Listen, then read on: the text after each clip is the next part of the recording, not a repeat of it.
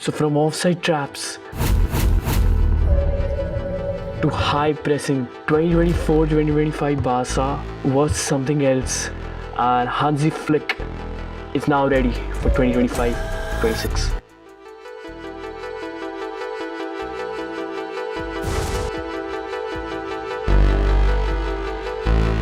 Do you think this is the best Barcelona team that we've had in that 10-year period? You could make a pretty good argument that it is.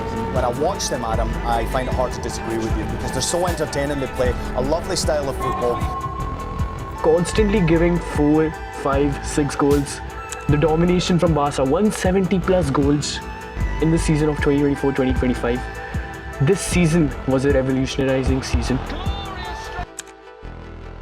What's going to be the new approach for Hansi Flick for the season of 2025-26? We have got 3 new signings. How will Hansi Flick incorporate these new changes into the team? Let's find out. So from winning La Liga to Super Cup to Copa del Rey, winning the domestic treble, indeed, there is only one thing left to win.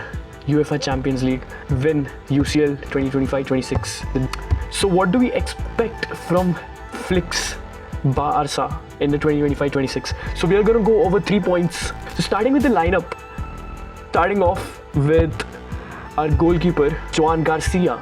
This guy was something else. As we saw in the last season, Joan Garcia had better stats than any of the keeper in La Liga, in the domestic league. And he's quite young, that's another point to note. He can play on for several years in Barca, as a part of this eminent plan that Laporta is setting up. And for his second choice, we have the smoker, the one and only Szczesny. And we have to see whether Flick is still gonna go with Szczesny or Joan Garcia. But I think Joan Garcia would be a first team choice. He would be in the playing 11. It would be interesting to see who's gonna play for the goalkeeping position. So on the right back, we have our Copa del Rey clutch guy, Jules Koundé, of course, and he's gonna be there throughout the season, combining with the right wing player. We're gonna come. You know who the right wing is, of course. And on the left back, we have Alejandro Balde. We missed Balde a lot in the last season when he got injured, even though he was replaced by Gerard Martin, who played quite decent. But it would be interesting to see who would be the second choice for right back and left back. So in the central defense, we have the combination of Pau Cubarsí and Inigo Martinez. This defensive duo was something else.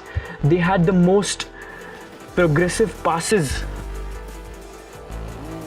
Having more progressive passes creates instant attacks, which is crazy for our wingers and our strikers. So having this combination of Pau Cubarsí and Inigo Martinez is going to be insane. We saw it last season and we're going to see it this season as well. For the options, I would say we have Christensen and we have Araujo.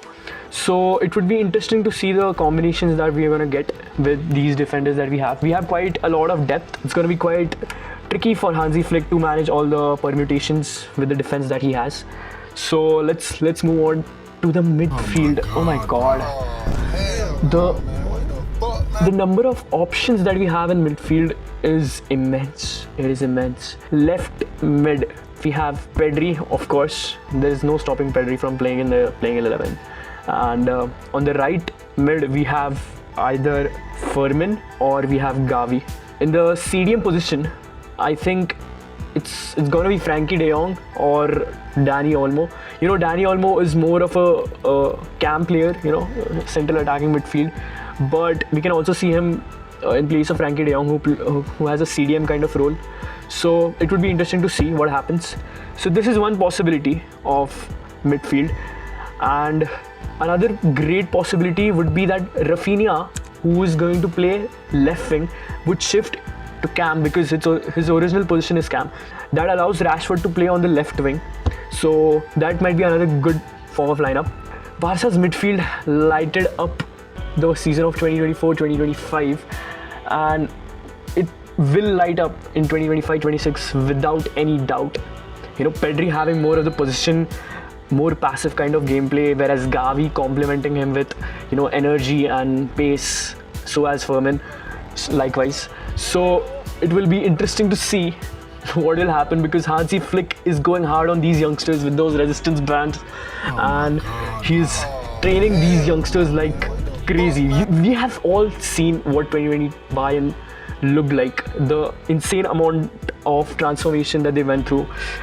I mean, bro, look at the transformation of Lamine Yamal right now. But anyways, we'll come on to that. So, on the next line we have the forwards, and it's Lamine on the right wing, of course. On the left wing we have Rafinha, if Rafinha is not playing camp, and we have Robert Lewandowski in the central attacking position as a striker, as a number 9. So I think this is kind of the same team which played last season. I know there'll be narratives, people will say, brother, there are no changes in this team, but now we have great options on the right wing as well as the left wing, because we have Rooney Bargi on the right wing, you know, as a second choice after Lamine Yamal.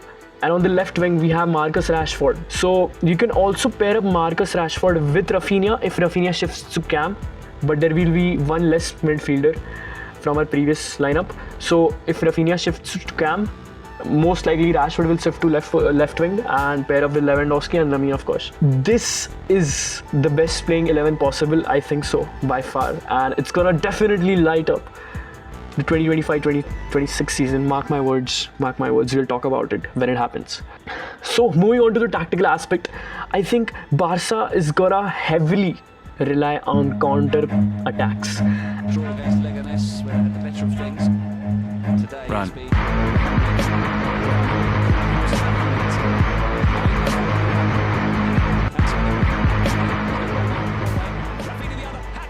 Next point is low block and high pressing.